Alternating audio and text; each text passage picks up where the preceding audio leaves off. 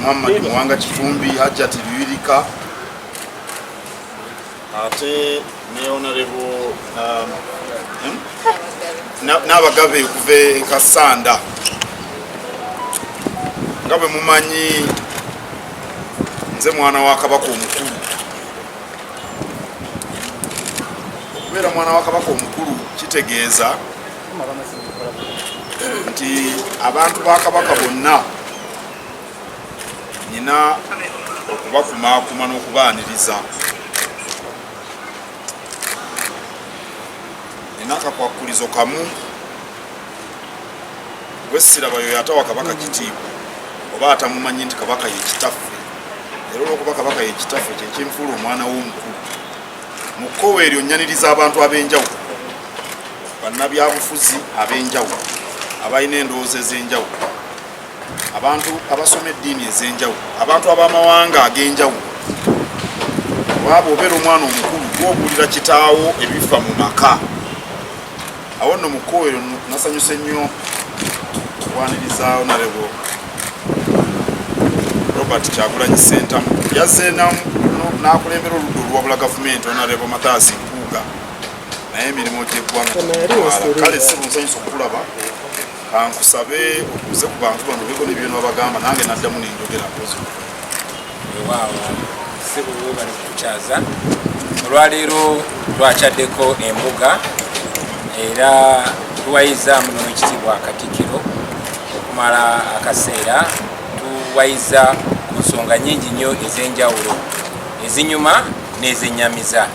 Tugonye ku bintu bingi nnyo bye tutajja kubatanyiza wano, naye ekikulu waliwo ensonga ze tubadde tutayinza kutayogerako. Owekitiibwa Katikiro nyongedde ne mulopera embeera y'abantu gye bayitamu. Twogedde ku kiwamba abantu ekikutte ejjembe n'okusingira ddala wano mu Buganda n'okwetolola ebitundu bya Buganda eby'enjawulo, okunyigirizibwa n'obumenyi bw'amateeka obukolebwa abalina okukuuma amateeka n'ebintu bingi nnyo.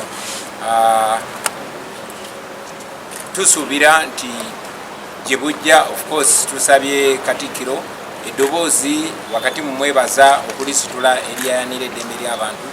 Tusabye eddoboozi eryo lyeyongere erivumirira ekiwamba abantu n'okunyigirizibwa kw'abantu.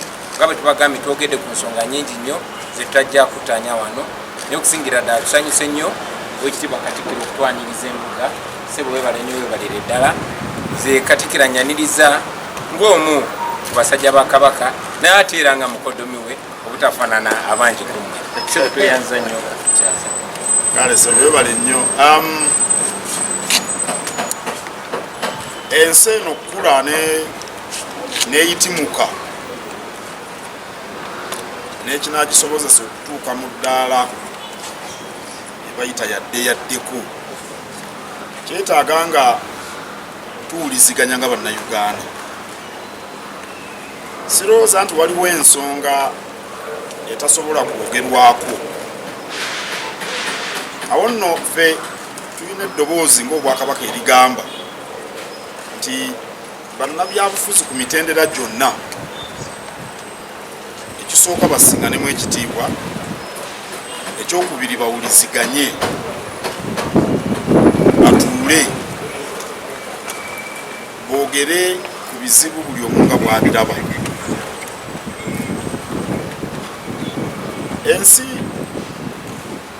tumanyi nnyingi ezibaddemu ebizibu. Tugambe South Africa waliyo abakabbulu myaka 300 nga batulugunya omwana w'omuddugavu, naye ekyabasobozesa okutereeza ensi kwalira kutuula. Awo nno twagala obukulembeze nga butambulira mu mateeka, amateeka gasibwemu ekitiibwa, abantu nga bawuliziganya. Kitwetaagisa okukakkanya obusungu mu Uganda, kuba Uganda tuyineemu ffenna.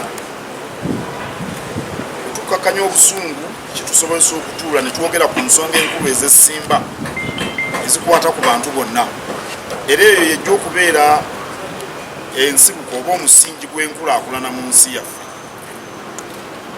awo nno nsanyuse nti nno seboze n'abantu bano bozze nabo netwogera ku nsonga ezo ntera okukyaza bannabyabufuzi ne wiiki ewedde nabadde n'abenrm babadde wano netwogera ebintu bingi ndowooza nti okuwuliziganya nsonga nkulu era bwe tunaba tuwuliziganya ebizibu byonna tujja kusobola okubinogera eddagala kuba Uganda tulina emu abantu tukyuka naye Uganda ejja kubanga tekyuka awo nno kwaniriza era n'olulala tweyongere tusisinkane tunyumyemu kijja kuyamba obwakabaka kijja kuyamba ne Uganda baagala twogere ne ku luzungu Bueno,